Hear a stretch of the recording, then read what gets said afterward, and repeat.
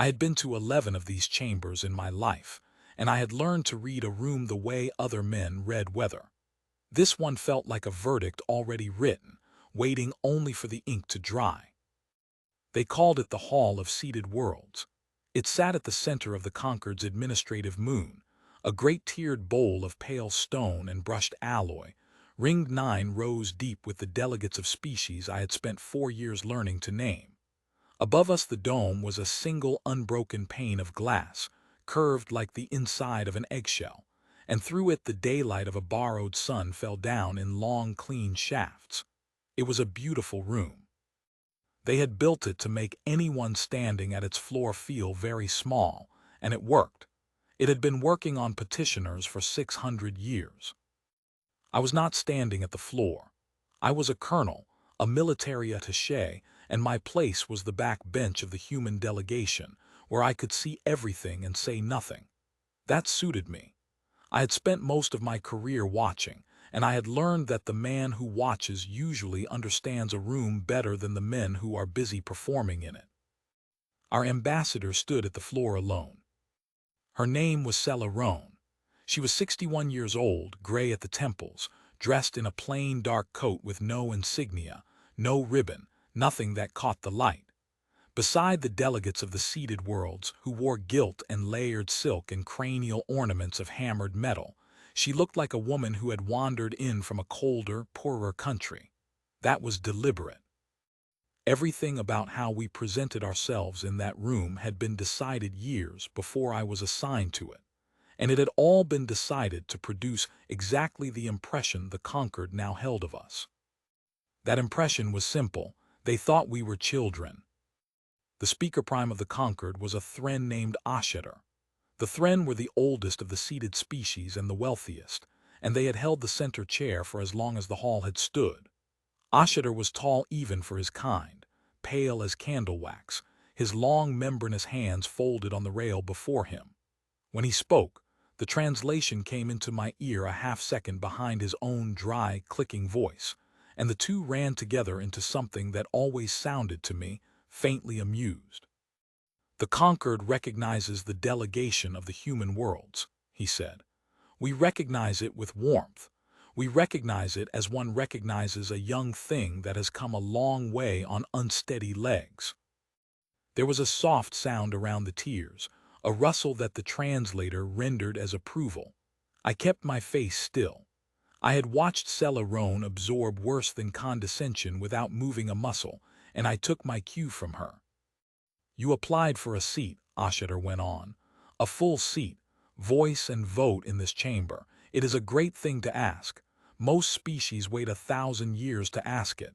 You have been known to us for 40. 38, Sella said. It was the first thing she had said, and it landed in the great bowl of the room like a dropped coin. Not a correction that mattered. A correction that showed she was counting, and that she had corrected the speaker prime of the Concord of seated worlds over a detail of 2 years, in front of 9 tiers of delegates, without a flicker. Auditor inclined his long head. 38, he agreed, and the amusement in his voice thickened. You see, young and eager, both of which the Concord honors. He let a silence build. He was good at silence. I had come to respect that in him, the way you respect a blade even when it is pointed at you. But a seat is not honor alone, he said.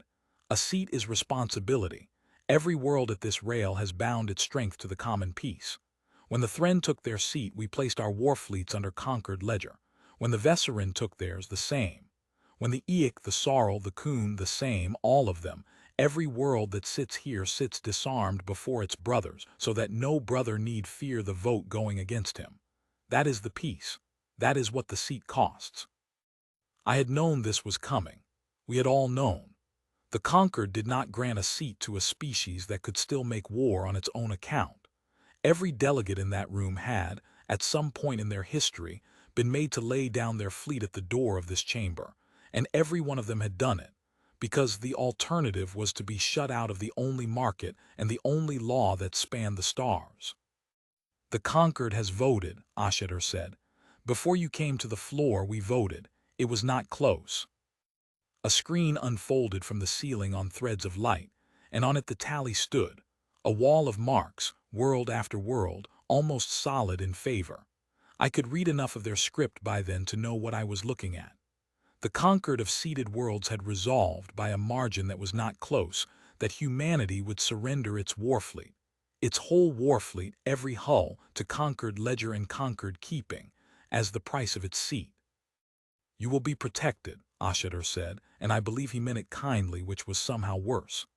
"A young species undefended is prey. The galaxy is not gentle to the small. Under the conquered, no one will touch you. You will trade in our markets. You will shelter under our law. You will grow old and strong and safe, as we all have. All we ask is that you set down the few ships you have, as every child sets down the sharp thing it should not be holding, and let the elder hands keep it. The few ships you have." I have thought about that phrase many times since. I have turned it over the way you turn over a stone you have carried in your pocket so long the edges have worn smooth. The few ships you have. He said it the way a man says something he has checked, something he is certain of, something written down in a book he trusts. Because it was written down, that was the thing. The conquered did not guess at our strength. They had a number. They had had a number for 38 years, and they trusted it the way they trusted the floor under their feet. Beside auditor, a little below him and to the side, sat a figure I had not paid much attention to until that moment. It was a veserin, one of the bookkeeper species, small and gray and hunched, with the wide flat eyes of a thing built to read fine print in poor light. The veserin kept the conquered's ledgers. They counted everything, every hull, every credit, every soldier of every seeded world, and every soul of every species that came to the floor to ask for a seat. They were the memory of the conquered, and its arithmetic. This one wore the pale sash of a senior warden, and a plate of worked metal at its collar that I would later learn marked it as the ledger warden, the chief of the count. Its name was Nulkesh. Remember it. Everything that happened in that room happened because of what Nulkesh had written in a book, and what Nulkesh found when it was made to check. Auditor turned his pale head toward our ambassador. "The vote stands," he said. "It requires only your assent. Give it and you will leave this floor a seated world, the first new seat in 2 centuries. Say the word, Ambassador Roan, and be safe forever." The room waited. 9 tiers of the oldest powers in the reachable galaxy leaned, very slightly, toward one gray-haired woman in a plain coat, and waited for her to be grateful. Celarone let the silence run. She had learned it from them, I think, or maybe she had always had it. She let it run until it stopped being their silence and started being hers. Then she said, "No." Just that. One word, flat, unhurried, the way you decline a second cup of something. She did not raise her voice. She did not explain. She did not soften it into a negotiation. She said no, and then she stood there entirely at ease and let the word do its work in the great stone bowl. The translation of that single syllable seemed to take a long time to reach the tiers. When it did, the reaction was not anger. It was something more useful to me as an observer. It was confusion. The confusion of a room that had prepared for every response except that one. Auditor recovered first. Of course he did. "No," he repeated, and the amusement came back, thinner now, working harder. "Ambassador, I fear the translation has failed us. Let me be plain so there is no misunderstanding between our peoples. The conquered is offering you its protection, its markets, its law, the safety of every seeded world, extended over your worlds like a roof over a house. In exchange, we ask you to surrender a fleet that, forgive me, cannot protect you in any case. You are being offered everything, and asked to give up a thing that is worth nothing, and you say no." "I understood the offer," Sela said. "The answer is no." "Then you misunderstand your own position," auditor said. And now the softness was gone, and what was underneath it was not cruel exactly, but certain. And certainty in a powerful thing is its own kind of cruelty. Let me correct that gently, as an elder corrects a child. You imagine you are refusing a bargain. You are not. You are refusing a rescue. Do you know what waits for a small, wealthy, undefended species that stands outside the Concord's law? I will tell you because you are young and no one else will. Everything waits. Everything with teeth. The moment you leave this floor without a seat, you leave it without a roof, and there are older and hungrier things beneath these stars than the ones sitting politely at this rail. We are the kind ones. We are the ones offering you a door. Refuse it, and I cannot promise the next knock on your worlds will be so courteous. It was a good speech. I want to be fair to him. It was the speech of a man who genuinely believed he was doing us a mercy and who could not conceive of a version of events in which the mercy was not needed. That was the whole of it in the end. He could not conceive of it. The failure was not of his intelligence. It was of his imagination. Celerone let his speech finish. Then she said, "You keep a ledger." Auditor paused. It was not the reply he had built the moment to receive. "The Concord keeps many ledgers," he said. "You keep one of us," she said. "Our worlds, our strength, our ships. You have kept it for 38 years and you trust it. You just told me what is in it. You told me we have a few ships. You told me they are worth nothing." She let a beat pass. "I would like you to check it." There was a stillness in the room now of a different quality. I saw a few of the older delegates, the ones who had sat through more of these floors than the rest, sit up a little. They did not know what she was doing, but they had lived long enough to know that when a cornered petitioner stops begging and starts asking you to check your own arithmetic, something has gone wrong with the shape of the day. Auditor made a sound that the translator did not render, a dry click deep in his throat. "The ledger is not in question," he said. "Then checking it costs you nothing," Sella said. "Have your warden read it aloud, all of it. Our worlds, our fleet, the count you trust. Read it into the record in front of your seated worlds and then ask me again to disarm.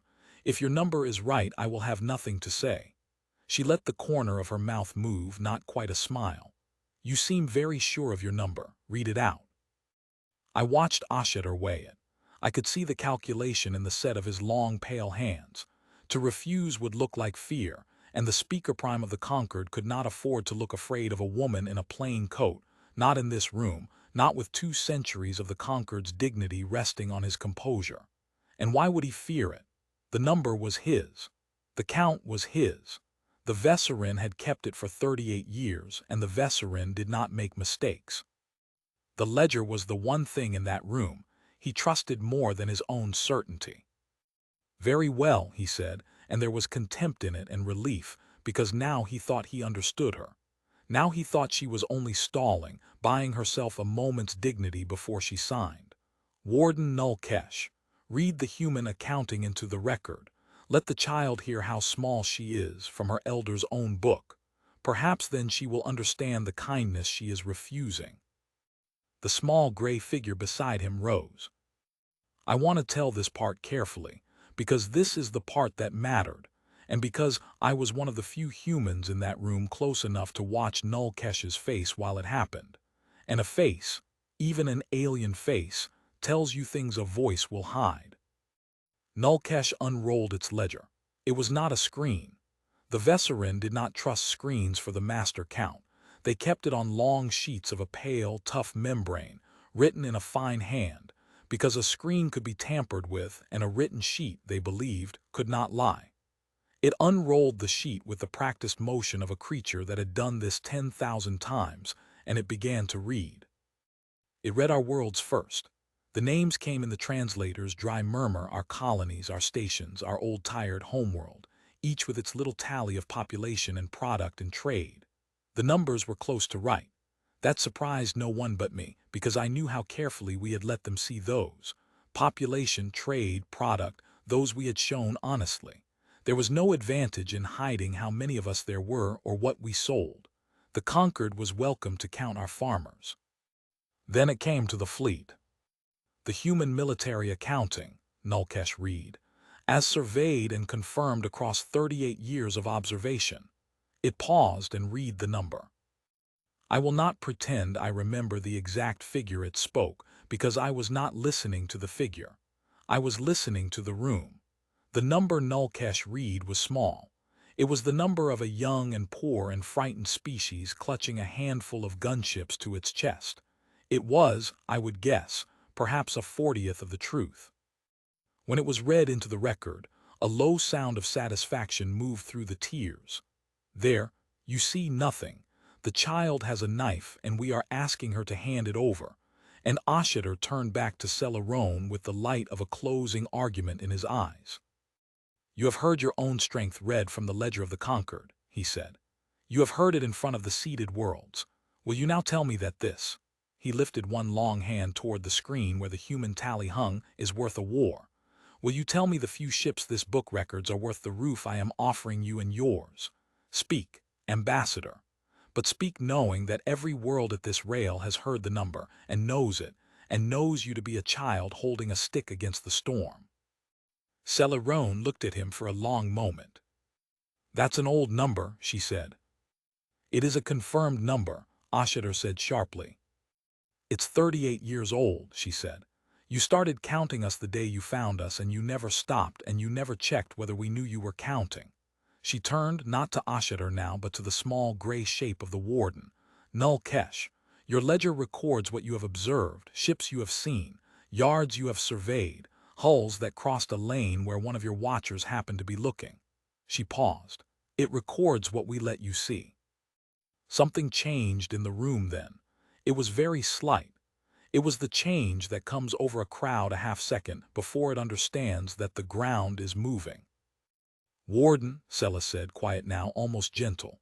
You keep a good book, I don't doubt it. Everything you've written down you saw, but I want you to do something for me and for your conquered before your speaker asks me one more time to sign. I want you to check your number against the sky. She lifted her eyes past the tiers, past Auditor to the great curved pane of the dome overhead where the borrowed daylight came pouring down. Right now, this system. Look up and count what's here. Auditor made an impatient sound.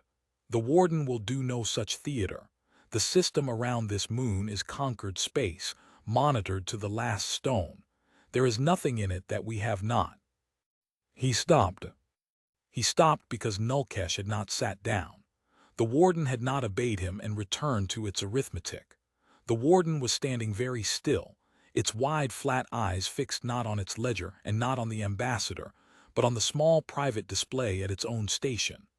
The working screen, the live one, the one that showed the warden what the conquered's own instruments were watching in the space around the moon in that exact moment.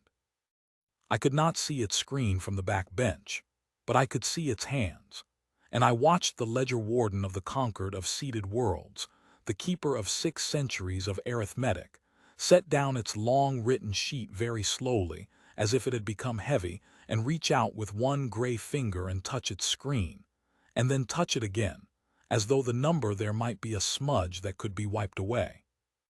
Warden, Auditor said, the floor is waiting. Nullkesh did not answer him. It was doing what Sella had asked. It was counting the sky. I have been a soldier my whole life. I have seen men in the moment they understand that the situation is not what their briefing said it was, the specific stillness that comes over a body when its arithmetic and its eyes stop agreeing. I saw that stillness come over the warden. It ran its count. It ran it again, because a Vesserin does not trust a number it has only seen once. It compared the sky above the conquered's own moon against the ledger it had kept for 38 years, and the two did not match, and it ran the count a third time to be sure it was not mad. Then it made a small sound, not a shout.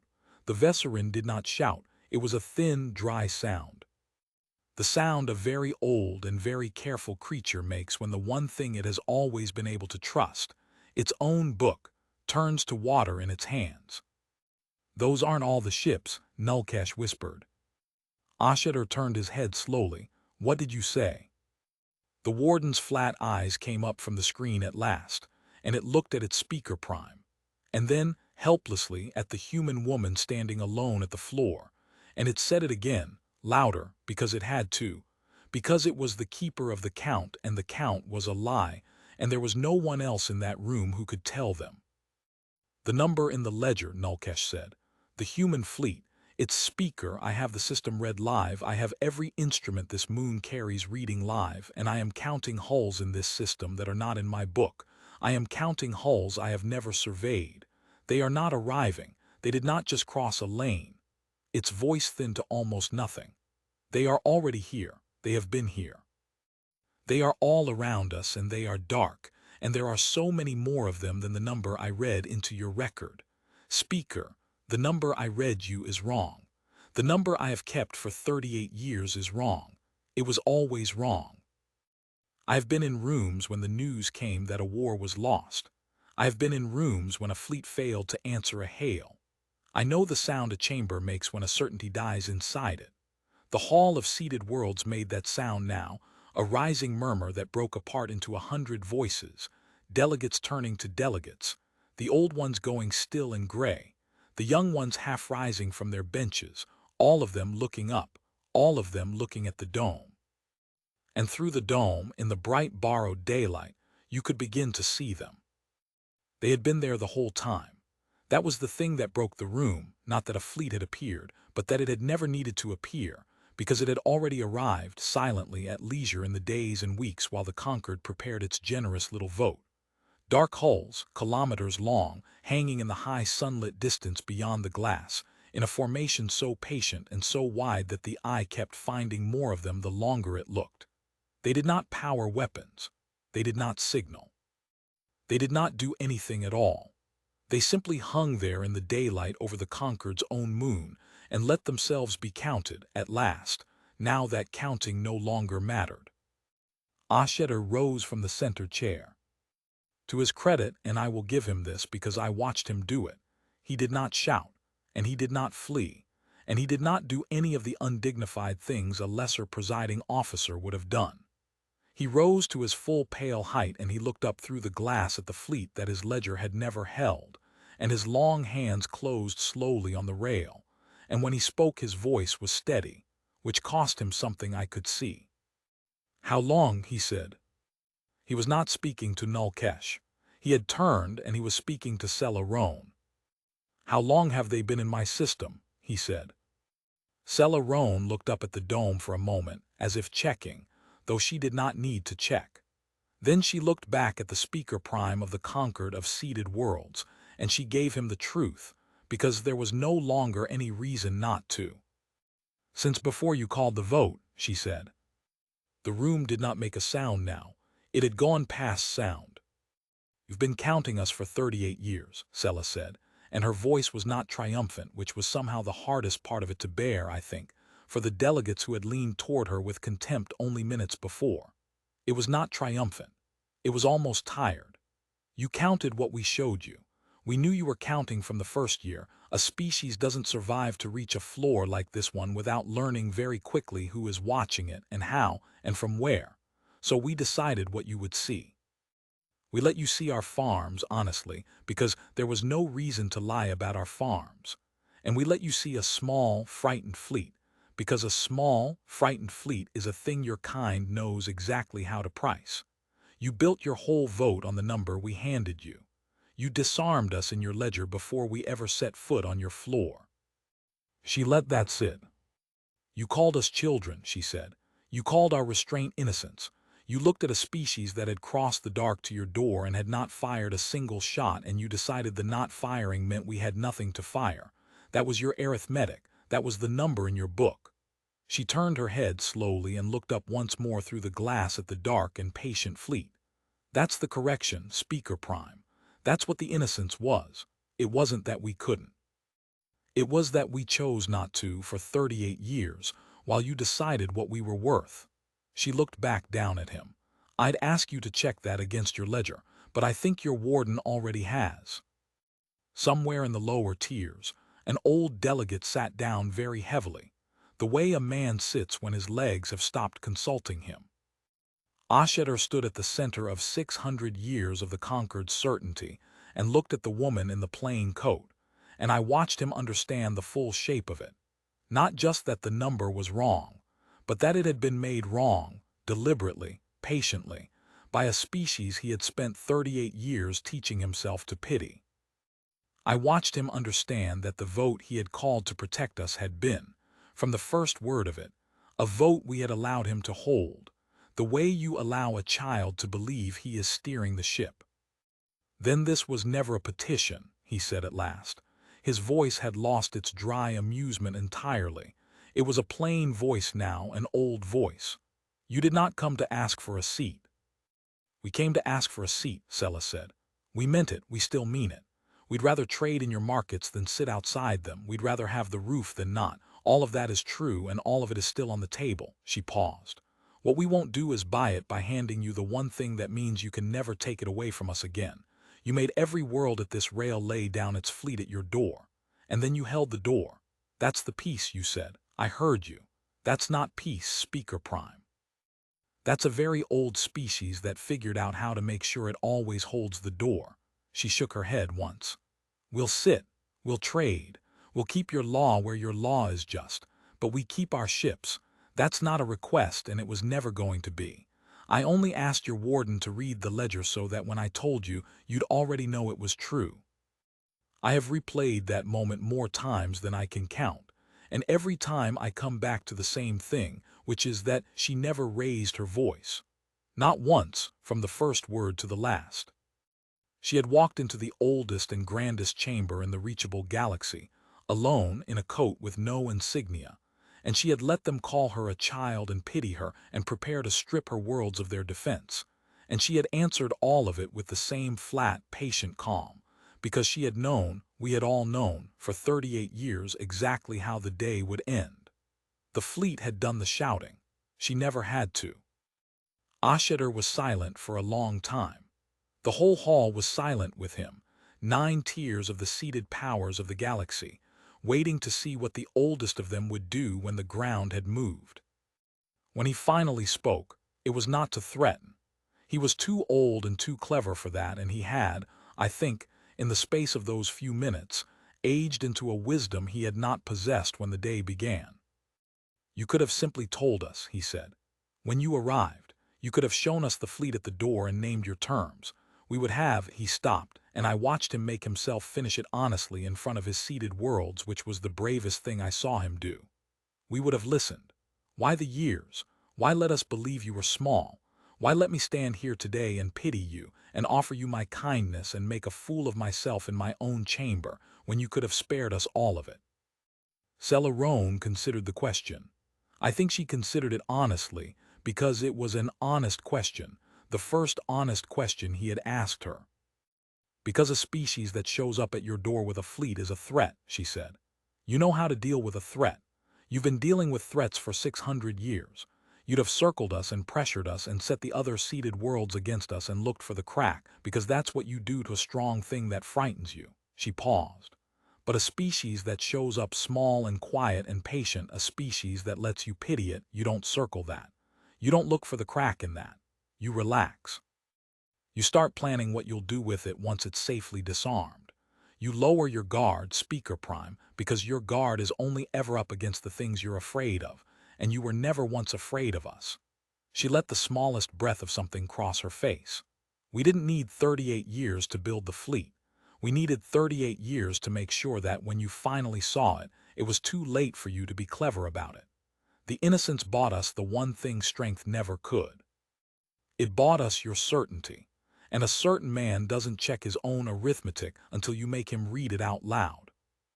Nulkesh, still standing, still holding its useless ledger, made that thin, dry sound again, and I realized it was the Vesserin equivalent of a man laughing at his own funeral. 38 years, the warden whispered. I counted them for 38 years, and every year they let me count a little wrong, and I was so proud of my count.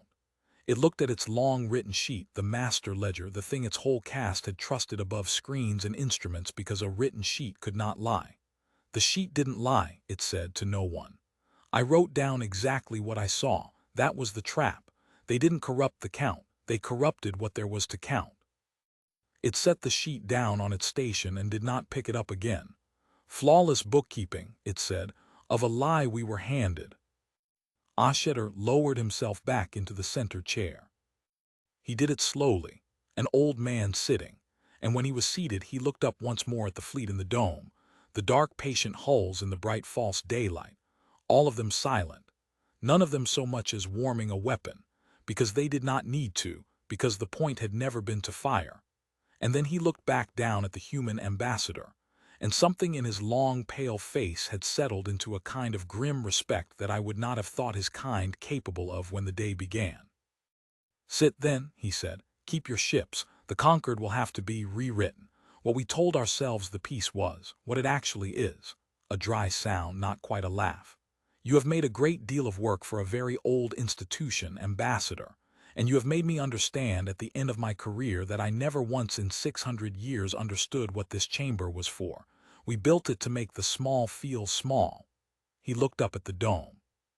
"You have made it a room where the largest fleet I have ever failed to count chose, for reasons of its own, to be gentle with us. I do not know yet whether to thank you or to fear you." "Both," Celerone said. "That's the whole point of a seat." I remember the walk out of that chamber better than almost anything else in my life. We went out the way we had come in, up the long aisle between the tiers, and the delegates of the seated worlds did not jeer and did not applaud. They watched us pass in a silence I can still feel, hundreds of the oldest eyes in the galaxy tracking one gray-haired woman in a plain dark coat and the small delegation at her back, and I understood, walking through it, that the silence was the highest thing they had. They had come into that room certain they were watching a child be given a gift. They left it having watched a species let them believe that, for 38 years, out of nothing but discipline and patience, and a cold, exact understanding of how the powerful lower their guard. At the great doors, Celerone stopped. She did not turn all the way around, but she paused, and I saw her look back once at the dome, and the fleet still hanging in it, and the tiers full of powers who would spend the next 100 years reckoning with the fact that they had never once, in all their arithmetic, thought to ask whether the small thing at their door was small because it could not be large, or small because it had chosen to be. Then she went out into the corridor, and the doors closed behind us, and it was done. We did not celebrate. That was not her way, and it was not ours.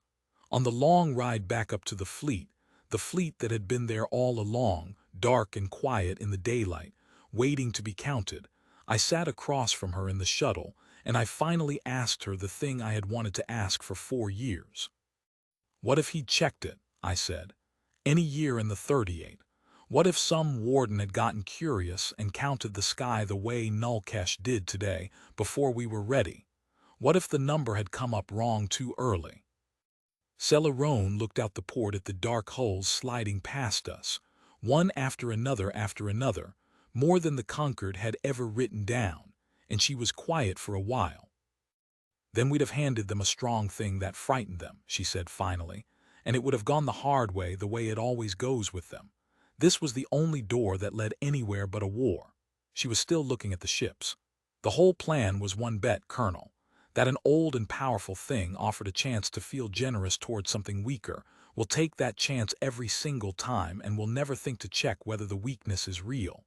38 years and they never checked. Not once." She finally looked at me. "That's not luck. That's the most reliable thing in this galaxy. The strong don't audit their own kindness. They can't. It's the one number they never want to be wrong about." I have thought about that every day since. I have sat in 11 chambers, and I have learned to read a room the way other men read weather. And the thing Celerone taught me in that shuttle is the truest thing I know about power. That the surest way to be underestimated by an old and certain thing is to let it be kind to you, and that a species patient enough to be pitied for 38 years can walk into the grandest room in the galaxy, alone, in a coat with no insignia, and change the meaning of the room forever, and never once raise its voice. They had a book. They trusted the book more than the sky, and the whole of it, the whole long quiet victory, came down to a small gray creature holding a flawless ledger of a lie, whispering the truest thing anyone said in that chamber in 600 years. Those aren't all the ships. No, they never were, and the ones they'd counted were never the ones that mattered.